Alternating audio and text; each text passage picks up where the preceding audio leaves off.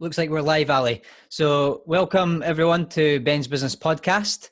This was kind of off the cuff. Me and Ali decided to have a chat about how we're kind of responding to the obviously current crisis happening with the coronavirus around, and how we are responding to it as business owners. So I'm going to just share this onto Ben's Business Book Club to make sure we get some live viewers, and bring in your questions as well. If you have any questions for myself and Ali, we're more than happy to do some live Q&A as well. So that's been posted into Ben's Business Book Club, which is a community of entrepreneurs and avid readers.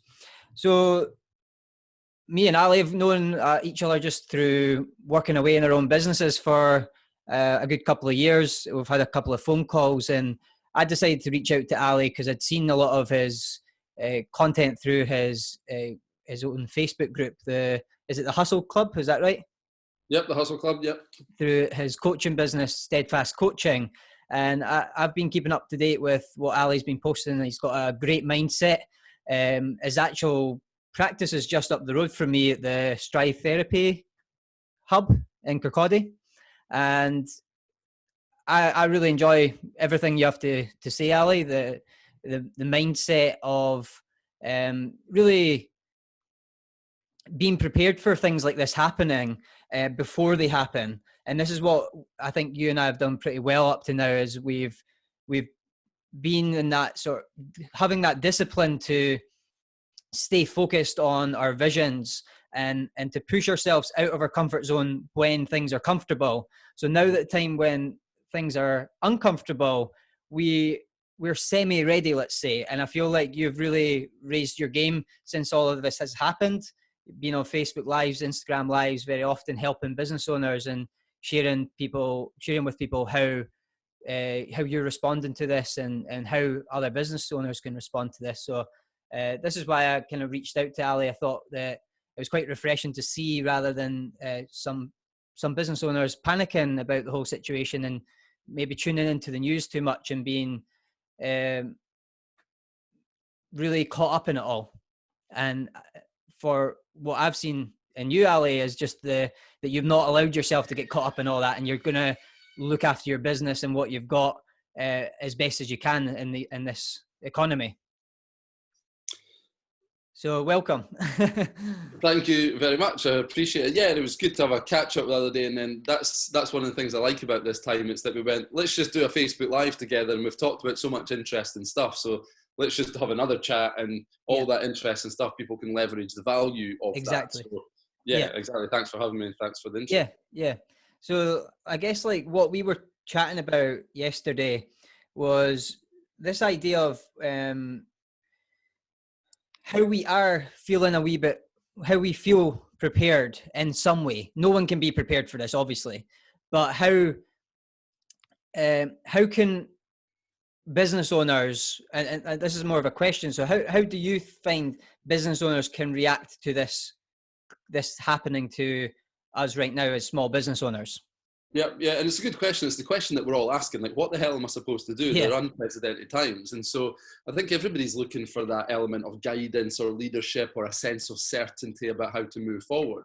And, I'm, as a coach, obviously big on word choice. And so, the word choice was, how do we react to that? When at any given time, we've always got two options. Do we react or do we respond? And, you think of reaction as that knee-jerk reaction, or you can think of responding, which is a little bit more thoughtful, more methodical, employs a little bit of critical thinking.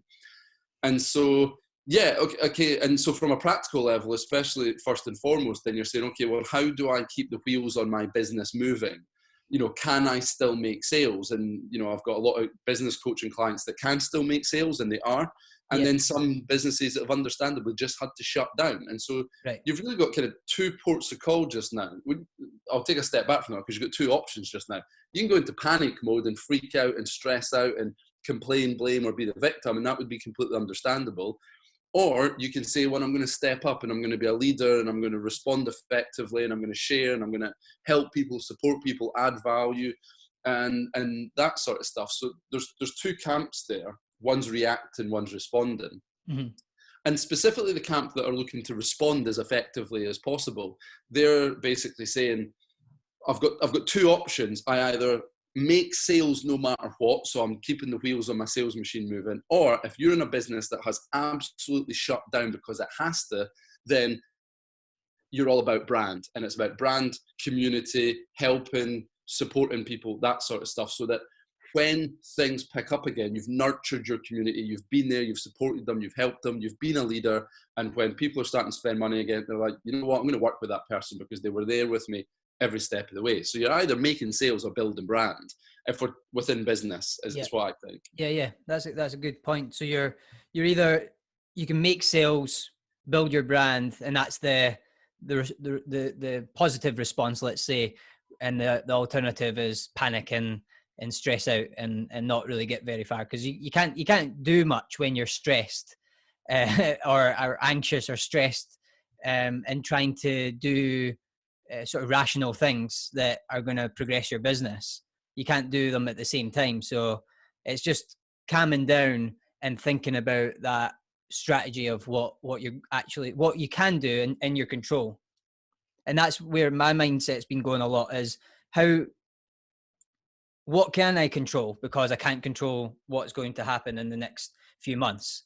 Not even the government knows exactly, like they don't know that they're making the right choice. They have to make a choice, and that can be the right choice or the wrong choice when we look back on it in history. But right now it's the same for our business. The choices we make now are really important. So yeah, it's that perspective of that I've had is basically what I feel you're on the same hymn sheet is that it's looking at what's in our control right now and doing what you can. Yeah, you're right. And that's what's so challenging just now, both on a personal level and on a business level. Of course, this is affecting us personally, emotionally, within our houses, our relationships, our families. Of course it is, and I'm sensitive to that. And a lot of the stuff that I'm talking about within the context of business, I think maybe people get triggered by it or think, that I'm not sensitive to that fact, and I am. But if you look at whether you're talking about your personal life or your business, you're so right that part of what's triggering about this current situation, part of what's stressing us out about this situation, is the sense of loss or lack of control and a loss of certainty. And those are two big triggering things for us, because if we don't know how things are going, if we don't know what's round the next corner, then of course that's fearful. When we get stressed and uncertain and get worried about stuff, then we initiate that fight or flight response, and we go into that, cortisol gets released, we go into stress mode, we go into fight or flight. You don't make positive decisions in that space. It's hard to see into the next place in that stage. And so that really comes back to, what you said. You've got two lists. What can you control? What can you not control? And there is a lot of really big stuff just now that we've got no power to control. But within that, there is always a lot of stuff you can control. And one of the big things you can control is who you show up as in the face of challenge. Are you going to step up and be a leader and help people, or are you going to kind of be a victim and nail yourself in and focus on all the negative stuff? So, get your notepad and pen out and write two lists. What's all the things I can control? What's the things I cannot? And let go of those things that you can't control, and just focus on the things that you can do. And that's quite a long list. And so, getting about that, and by focusing on the things you can control, you regain control, you put yourself back in a position of power, and all that cortisol and all that stress hormones and all the fear and stuff like that starts to dissipate, and you can look at it a little bit more positively. Yeah, that's a good way to look at it. And I have family members and people worrying about their loved ones in my family, and I was given a wee bit of advice on that on a personal level, is that is very much what Eckhart Tolle talks a lot about in The Power of Now. And that becomes, like I've shared a couple of times, that book and the whole concept of living in the present moment right now is literally all we have. So that applies, and it's so important to get that right now, because worry and stress and fear happens before things have happened, because we're projecting our mindset out into we're thinking into the future of a loved one potentially getting coronavirus and getting unwell from it. Whereas even if someone has got it within your family, or might have it, or you think you might have it, the key is, like, there's times where I've woke up in the middle of the night and worried that I had it, and I was stressed about that. I had a small bit of insomnia, and the way that I've dealt with that, and I've had a restful sleep last night and a couple of other nights, is that the power of now is just reminding myself that I am not hospitalized, that my family members are not hospitalized, and that we're all okay, healthy right now. The business is surviving and everything's okay right now. So that's the thing, the message I wanted to share with people who are watching today as well, is look at the current situation right now. If there's not an emergency, you don't need to go into fight or flight until that moment comes. So don't focus on that moment happening, because it's not actually happening right now. Just be prepared as prepared as you can, and stay safe. But that was the area I wanted to touch on a personal side, if we went there today, because I have been dealing with that in my own way, and I think it'd be quite a valuable lesson to share with others that might have went there. You're right, and it is good. It's a good piece of advice, and there's a lot of reasons why it's a good piece of advice, because it's practical and it's based on actual psychology. And of course, we're all worried. You know, like my mum had a cough the other day, and I had a meltdown, and my girlfriend's in the house, and she's a care worker, and someone at her work's actually got it, and so we're waiting. Do you have it?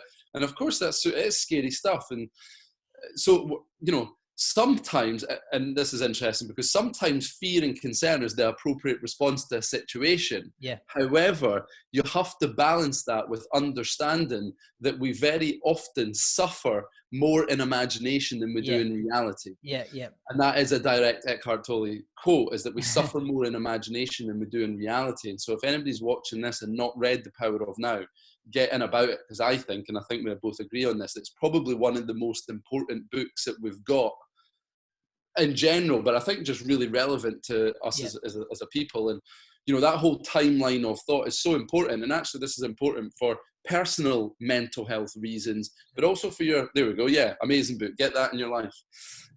It's really good for your mental health, both in business and in your just personal life, because when we spend a lot of time projecting into the future about uncertain, upcoming or unknown events, then we initiate that fight or flight response. And so the fight or flight response is the physiological response to the thoughts that we're having. We're projecting into the future about a negative thing, and then we get full of fear. And it works both ways, like going back into the past and stuff like that. And so on a personal level, we create fearful events in our head and fill ourselves full of anxiety. On a business or goal-orientated level, we've got this mammoth, monumental task in front of us, and you know how overwhelming that potential task is. Again, fills us full of anxiety, fear, dread, terror, overwhelm. And of course, we're not going to move forward in that state. And so we have to kind of, you know, chunk that goal down into manageable, actionable steps. You know, what is the one thing that I can do today that takes me towards that goal most effectively? And use practical psychology and practical skills to move you through these emotional times, because they are emotional times. And your personal philosophy and your mental toolkit are going to determine how your journey goes for you. You know, it's you know, because when you take action on something, you introduce dopamine, or you produce dopamine. Dopamine helps you feel good. It's one of the reward chemicals, and so suddenly you go from stress to rewarded, and you feel great. And it's simply action that has allowed you to do that. And so whether you're watching this and maybe you don't really have a business, or you're not in your business just now, it's that whatever your mental state is just now, if you're feeling fearful and anxious or that, get back in control, get your to-do list out, do something positive and productive and happy, take some sort of action to move yourself forward in any way, shape or form, the dopamine will kick in and you'll feel much better. It's science backed, you know, it's not just practical, useful advice. It's science backed, you know, it's neurology, it's the chemical reactions as a result of your behavior, and it works every time. Yeah, that's great advice. And I was sharing on my story today on Facebook that I went for an 8-mile run today, and like I'm making use of that one exercise we have a day. So I ran 8 miles, a wee bit further than I normally go, and like I felt absolutely amazing in the moment of that run. And right after it, not always up front, the actual push to go out to do the run, but the feeling after it. So coming back to work in that state is 10 times better. It's like doing meditation. It's like doing yoga. It's any type of exercise that really pushes you for a good hour is going to make you feel that dopamine and make you feel better and more in a position to respond to what's going on instead of react in a stressed out state. Because again, you said that if you're feeling crap or bad in any way and you react you take action feeling like that, even if you go to work, you're not going to get as the most productive. You're not going to have your best mind put towards that work. So going and taking an hour out, as well as my advice is taking that 1 hour run, will put you in a better state for when you are taking action as well, to back that up. You're so right. And that's it's just another great piece of guidance, a tip, advice, and a tool. You know, exercise for me as you know. So essentially, what I do as a coach, the main thing I focus on as a coach is a performance coach. You know, kind of peak performance stuff and that. And it's that you can't be in peak state without exercise. And I just simply refuse to believe. Yep. You know, I was a professional acrobat for 15 years. Yep. And so exercise was my bread and butter all day, every day. And now it has to be part of my daily routine because it's just the most important thing in self-care. And the important takeaway for business owners that are maybe not exercising as much is that any business is only as good as the person that's running it. So if you're not showing up as the best version of yourself, you're not going to have the best results in your business. And so, you know, whatever form of exercise you want to do just now, whether it's just a walk, a run, a cycle, a house workout, you know, lift some heavy stuff in your garden, just get your heart rate up, get out of breath and get moving, because we are designed to move. And the influx of, you know, endorphins and dopamine and all that sort of stuff makes you feel good. And when you feel good, you make good decisions. But also exercise is the place in which we go to meet ourselves. And if you like, I done a 3 or 4 mile run the other day, and I'm not a natural runner and it nearly killed me. I'm fit, but I'm not a runner.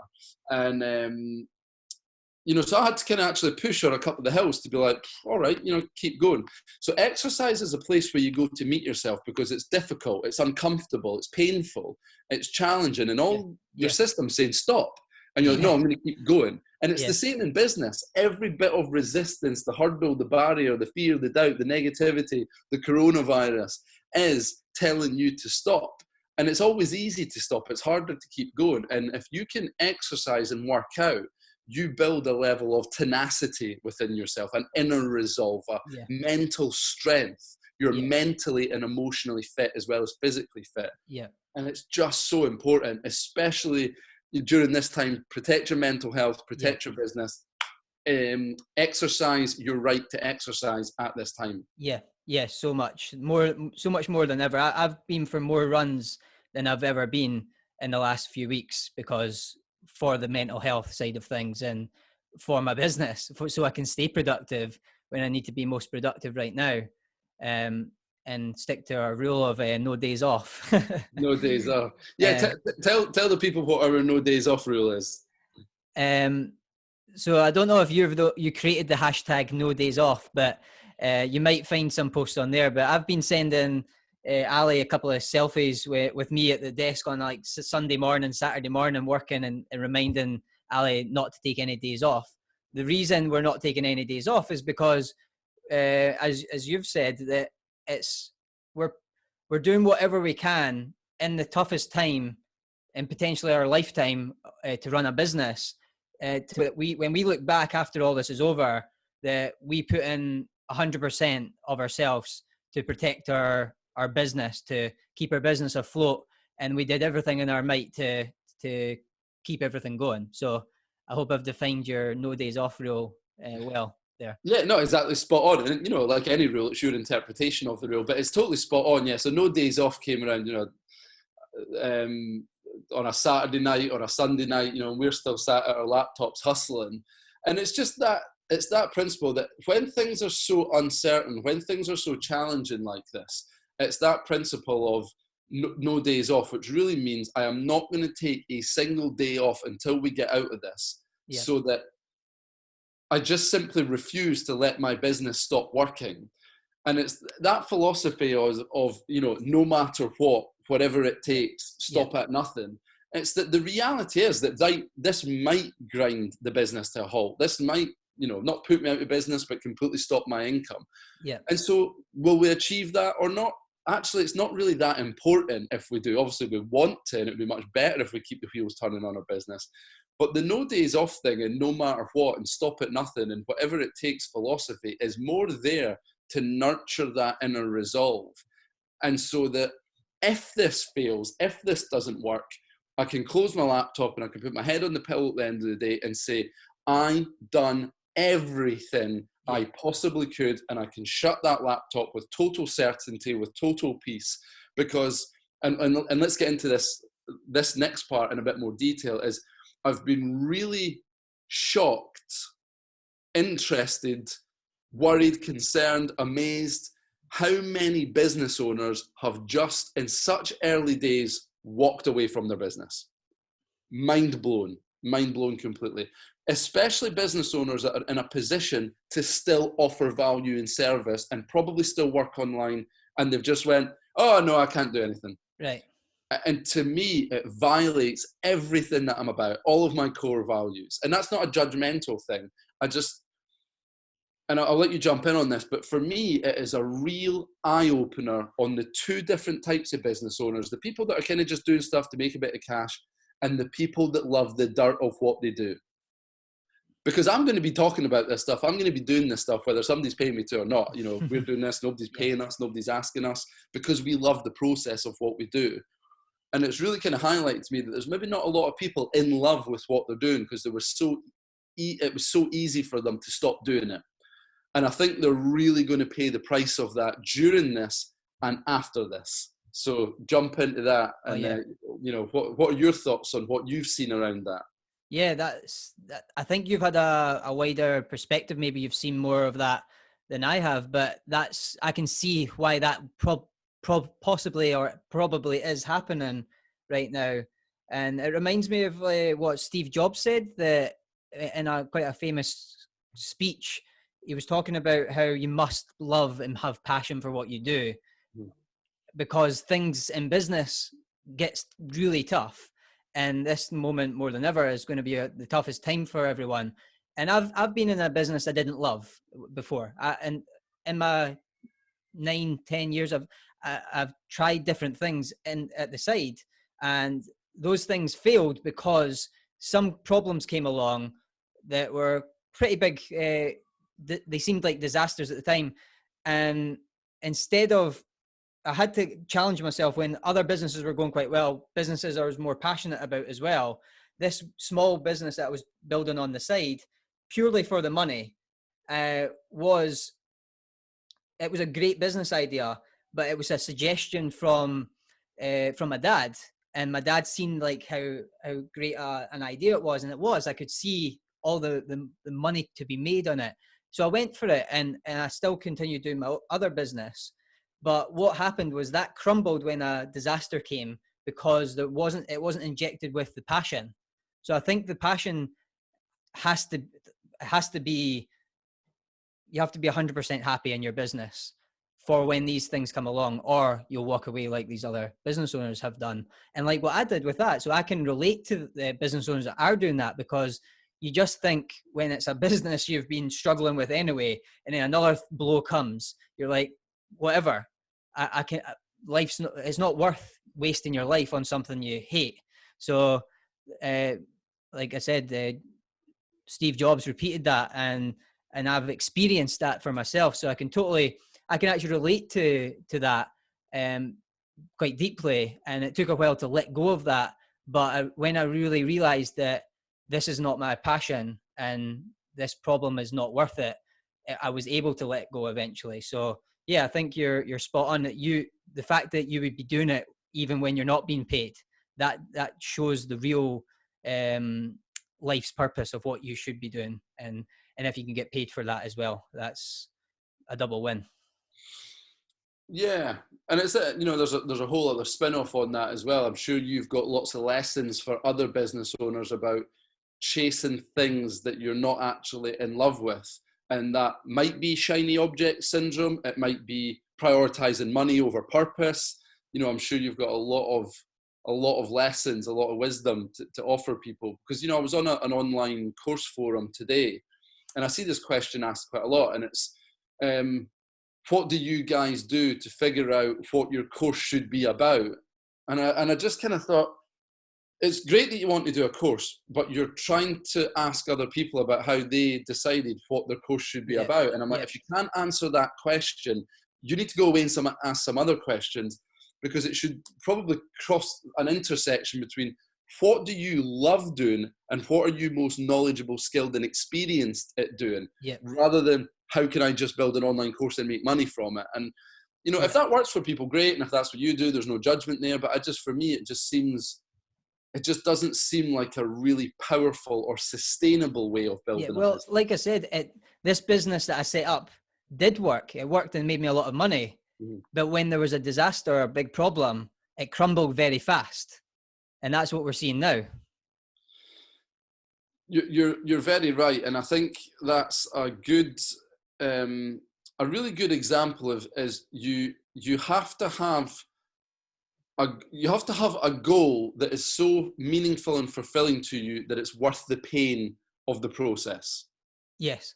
Like, I really believe that you have to have a goal that is so meaningful and fulfilling and compelling to you that it justifies any pain of the process. Yeah. Because building a business, and I don't mean just kind of doing like a one-to-one freelancer service and you do a couple of massages or you do a couple of one-to-ones and then you go home and you watch the telly and you've made your money for the day. And again, I've done that for a couple of years and that's fine. I mean, really building a business that scales, where you can serve multiple people and you can employ staff and, you can do some proper stuff with. You got to have the stomach for it.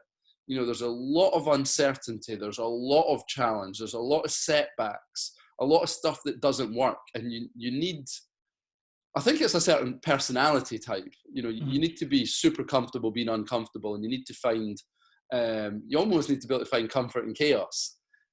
And so I think a lot of people maybe don't have the love for the stuff that they're doing. And as a result of that, when they experience these hurdles, they can give up so easily. Yeah. And so if you can reverse engineer that, then I think when you're building a business or you're trying to be successful in any area, it's not a case of like, is my idea good? Will that idea work? A lot of people come to me as a coach and they say, oh, can you look at my business idea? Do you think it'll work? Do you think it's any good? Yeah. And I'm like, it's not really about that, because like Uber is $1 billion company and it owns no taxis. Airbnb is $1 billion company, it owns no hotels. Yeah. There's nanotechnology that's so tiny you can't even see it with the human eye, but they're doing surgeries. And, Tesla and all that lot are trying to, what they call terraform Mars and stuff like that. Those are mental ideas that before proof of concept, before they worked, you'd be like, that's just stupid. Yeah. But there is someone out there somewhere making just about every single idea work for them. So it's not about if it's a good idea. It's not about will your idea work. It's about, do you have the level of willingness to do what is necessary in order to achieve it? Yeah. And it's willingness. And as soon as I start talking to people, I'm investigating their willingness, because that is one of the major precursors to the level of success or level of failure you're going to have. Is nurture your willingness, and everything else will start falling into place. Yeah, that's very true. And I've seen that being very important in like I've read a lot of biographies, autobiographies of really successful people. Andrew Carnegie, I think it was the Netflix first self-made woman, who was a black woman, had all the odds against her, but um, she just had that tenacity and belief in her vision more than everyone around her. Like no one believed her, not even like her closest family. And she went all the way to the point that she was living next door to Rockefeller.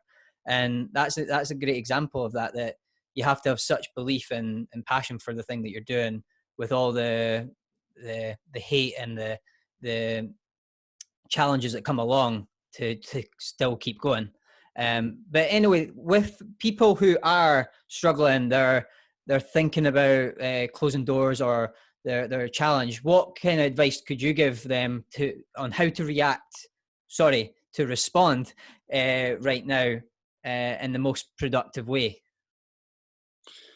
Yeah, you had a little freeze in your screen, so I'm just going to make sure that the question was, what can people do that are either closing the doors or thinking about closing doors be doing right now? Well, I think that comes back to the couple of things I said at the beginning. Yes. You've got two options. You can try keep making sales, and so there are some industries and some jobs and businesses and stuff like that where you can keep making sales, and I've still made sales in the last week or so, and I know other clients have and stuff. So you got to get very honest with yourself that yes, I will still be able to make sales, but I also need to be willing to do more to get less. Mm-hmm. And willingness. You have to be willing to do more to get less at this time until the tides turn. If you've had a very honest conversation with yourself, well, actually, let me add a few more things to that first. That if you're going to make sales at this time, what you really want in place is to make sure that you're getting very warm, qualified leads. So if you've got a sales funnel in place, I would probably update all your marketing, all your sales funnel, all your content, your free giveaways, your different value proposition giveaways, and make sure that they're probably relevant to the current climate in some way, shape or form, because it's on the minds of people, and you have to speak the language of your customer or address the culture at the time. And so that would probably be my top tip there, that there's still an opportunity to sell in a lot of businesses. I don't know what your business is, so I can't say more than that. But make sure that the leads that you're having conversations with, or the other businesses that you're going to work with if you're B2B, is to make sure you got warm leads.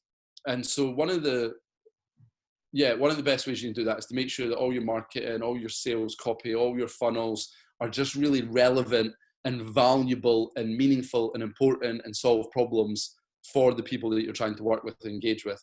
And then I think another top tip, and this is a completely personal approach, is that there's a lot of people discounting and giving away a lot of stuff for free, which has its place at this time trying to get customers. And I did say that you have to do more to get less, but what I would consider trying first over discounting is add more value rather than give away for free. So if you've got a course and you've got 6 modules on your course and it costs £1,000, maybe give away a one-to-one strategy call if you sign up during this time, rather than say, we'll give you 50% off, because it means that you're still working as much, but you're making half the money. That might not be your business, but think about that model of adding more value rather than taking price off. The next thing, if you absolutely have been very, very honest with yourself and you cannot make sales at all, okay, that's fine, you have to accept that. Then build your brand, nurture your community, establish a better culture. And what I really mean by that is to become a person of value. To think about, okay, who is it that I'm trying to work with? Who is it I want to help? What's my brand? What's my culture? What's my community? And then really put yourself in their shoes. What is on their mind just now? What problems do they have? What are they worried about? What are their daily challenges? And then find a way to get in front of them, solve their problems, add value, support them, guide them, lead them. Leadership is so important at this time. And so it's not necessarily about, making sales in some businesses, but about engaging with people, about being there, whether that's doing Facebook Lives or free downloads or doing a free dance class or a free, here's my top, if you're a personal trainer, what's like your 5 top tips for working out at home, how to have a varied home workout routine. Join me on my Facebook Live for a 45-minute blast session on abs and core or whatever it is you do. You know, if it's you or I, it's like, you know, how do you keep the wheels on your business turning at this time? Yeah. And just really be a leader, help people, support people, motivate, inspire, teach, educate, but just step up and show up. Yeah. Because at the end of the day, it's really important to remember that we live in an attention economy, and people can't buy into your brand, and people can't buy from you if they don't know who you are. And so you have to get their attention. And you've got millions of people now stuck at home, staring at their screens, laptop, phone, computer screen. I did my research on that, by the way, to add on to that.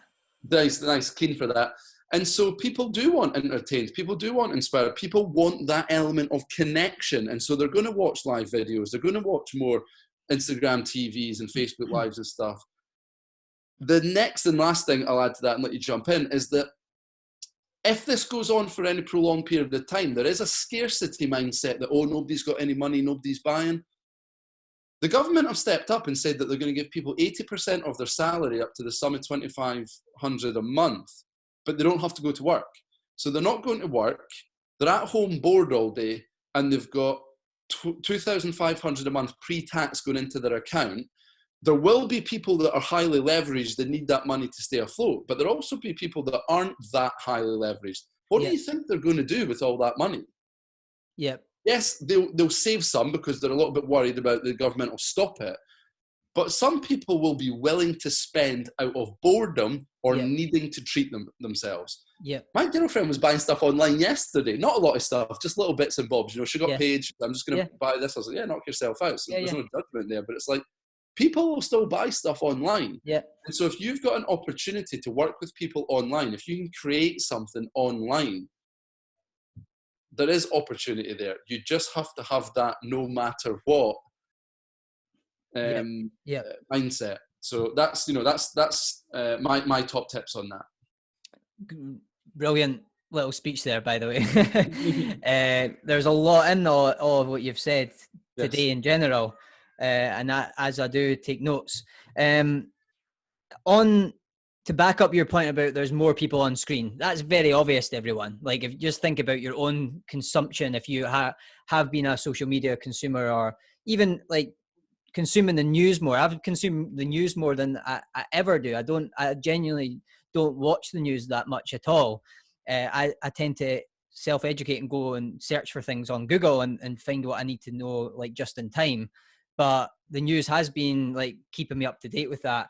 But I've only kind of been checking it in once every so often, because I was getting sucked into it, because I realized how big this thing was going to be. But it's called Statista. 32% are spending longer on social media in the US. So that was stats. That's where the source comes from, Statista. That there's been an increase basically on social media of 32%. That's just in the US. Globally, on messaging services, obviously Facebook Messenger, WhatsApp, etc. Across the world, it's been between 17% to 61% increase on the usage of those apps. So sort of messaging and things, and jump in engagement on TikTok. That was 27% jump in engagement on TikTok. I've seen a lot of TikToks recently. And the same with like 22% increase in Instagram campaign impressions from just a couple of months ago to the month that we're in just now. There's been a 22% increase in sort of campaign impressions. So there's definitely been a lot more online engagement, maybe an all-time high. And there is no, like, I've seen you, like I said at the beginning, putting a lot of video content out there, and people using making use of that increase of the watch time that people are getting, and more engagement and views. It is a good time to build your brand. And I wanted to ask you, Ali, actually, about that. Like, I've seen you've increased the number of lives recently. Is that in relation to that, or is it just you've got more time, or what is it? Yeah, it's just a case of practicing what you preach. You know, like, you know, anything I talk about it because it works. You know, I don't just say things because I like the sound of my own voice or like the sound of it. It's I'll get an idea about something and I'll go do it, and then I'll observe the results. And then if it works for me, I get my clients to try it, or where it's appropriate and stuff. And if it works for them, then it's universally applicable. And so it's not because I've got more time on my hands. I've been doing 12, 13 hours a day, every day, Sundays, Saturdays and Sundays included, because I've got a lot of clients that are panicking, a lot of people that need support, a lot of people taking the opportunity within the present challenge. Whenever there's challenge, there's opportunity, and saying, I want to really build things during this time. And so I've been busier than I've ever been, but still making time for the social media extra stuff. It's that, we talk about reacting or responding. My natural response was to step up as a leader. I'm a coach, I help people, I guide people, I support people. It was to step up as a leader and help build my brand and my community and give people the support that they want and need and are looking for. And so, yeah, it was just that very conscious decision between, I kind of feel like I've got a lot to say about this. Yeah. But more specifically, I'm noticing a lot of people being very challenged and having problems. And if I can wade in and be part of the solution, then brilliant. And it's good for me, it's good for them, builds my brand, provides them with solutions. Everybody benefits from that. So yeah, that was what it was about, really. I've seen that growth in lots of people as well, that there's a lot more giving going on, like we were discussing yesterday. And even I've done the same. I've kind of been holding back on the sort of Facebook lives and things, but like, here's the return of Ben's Business Podcast now. So I'm ready to do the same now. But I was needing to sort out a few things for my own business and look after and serve from a full cup. So that's kind of where I'm at just now. And I have been observing all of that. I love everything we've talked about, going back to like what you were saying about just this like uncertainty, that as well as that there's opportunity in all of this. And I've heard lots of times the idea that there's magic in the unknown, and this is where like creativity happens in the unknown. So what opportunities can you see that you don't mind sharing?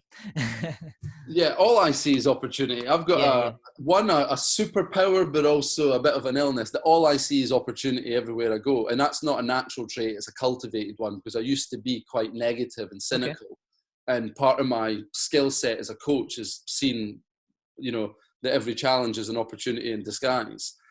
And so, yeah, there's so many opportunities. And so I suppose... Sorry to interrupt you, Ali. Just to go back to that, I think it's quite an important point, because maybe someone's in that state where they maybe are still thinking negatively, and they're in that right now. I'm sorry to stop you in your tracks there, but what was it that you were saying to yourself? Say if something like this happened to your old self, to your 25-year-old self, what was it you were saying to yourself, and what's the difference now? Just to add into that. That's a really good question, yeah, because your internal dialogue's super powerful. I suppose I would have just been focused on the negative, and I would have been running the negative scenarios that are going to come, and just been so like, I'm never going to work again, or the economy is going to be destroyed, or what if I get ill or sick, or nobody's buying, nobody wants what you've got. Who are you to help people? Who are you to be able to guide people? Like, what right have you got? What makes you so knowledgeable? What if you say something and someone disagrees with that, or says that you're wrong, or has a different opinion? Just, it's about your focus. It's a combination of your focus and your internal self-talk. And all of it would have been over on that negative column. Right. And now it would be like, well, yeah, there is challenges. Like, someone might disagree with me and that sort of stuff. But, all I do is speak my truth. All I do is try to help people. All I do is do what I know works for me. Okay. And so if, I'm just doing my best, I'm not perfect. And I just give myself permission not to be perfect. I accept that I can't be all things to all people. Yeah. And, I kind of put my flag in the sand, and sort of say, this is what I'm trying to do. This is what I'm trying to achieve. Here's my knowledge, my skills and experience up to date. And I just constantly shift my focus from the negative to the positive. And I don't allow myself to engage with or spend any time dealing with negative, fearful or limiting focus, beliefs or conversations with myself, because they're not reality, they're just fears. Yeah. And so identify the opportunity and think, okay, what good things could come of this? If I tried this, what would happen as a result? And actually today there was an interesting thought when I was on my daily walk and I was walking through the woods. I asked myself the question that is a great question for other people. And it was, imagine you had taken action 3 years ago on the thing that you keep thinking about, but hold yourself back from doing. Where would you be now? Yeah. And so many times we get an idea about what we want to do, oh, that will never work, or nobody will buy it, or, oh, no, I'm not capable of that, or what will people think of me, and what if, nobody likes it, or criticizes me, or judges me, or rejects me, or it fails. And so we hold ourselves back. But imagine and so we have these callings and we don't answer the calling, which is spiritual suicide. But imagine you had taken action 3 years ago. Where would you be now on that thing? And so the lesson within it is, now is always the best time to start. And that links exactly what your original question about opportunity is, that what's the thing that you really want to be doing? And while you have this gift of time on your hands, start that thing. Because in unprecedented times like this, the rules don't really apply. It is now not only a good thing, but an essential thing to do something creative, because we need new responses to new challenges. So get creative, do what you want to do, try that thing, plant the seed, take some sort of action, and see what happens. Yeah. Well, you're certainly motivating me. That question it's so similar to a question I had in my own mind, and it was very similar to yours. To add on to that, I had a look at my to-do list up on my wall. It had been there for, like, I had the deadline had passed, so there was a couple of scores through the to-do list, or the goal list, and what happened, I asked the question, what would happen if I took action on all of this as well? So it's so similar. It's pretty scary, actually. But and then that motivated me so much, because I was like, well, I would have this, I would have that done, I would achieve that. And when you start thinking in that way, what would happen if I did all this, or what would happen if I start to do all this, your life starts to change.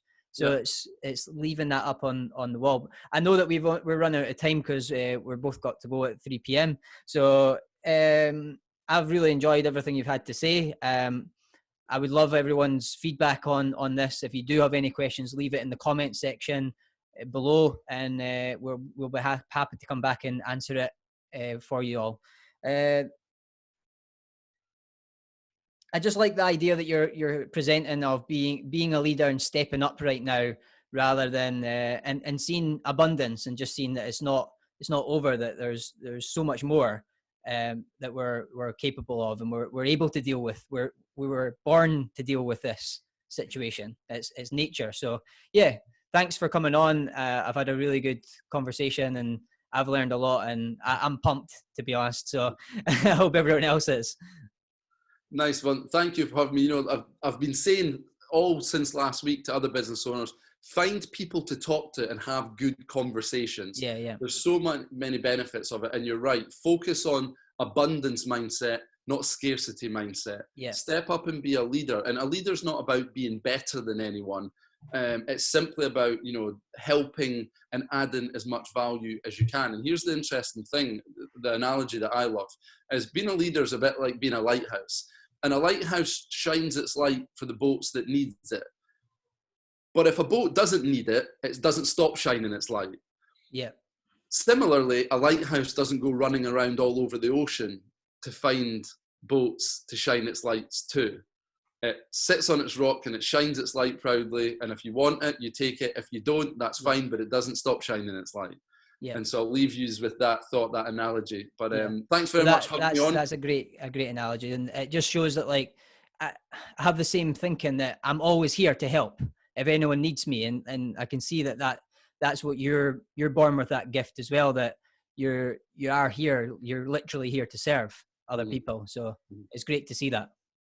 Thank you very much. We'll keep these up, because they're brilliant. I loved it. I've learned a lot. Give me some things to think about. Yeah. Good questions, good tips from yourself. Thanks. So keep in touch. Let's do another one, and definitely. I'll speak to you again soon. Okay. Enjoy your call. Thanks, Ben. Take care. See ya. Bye.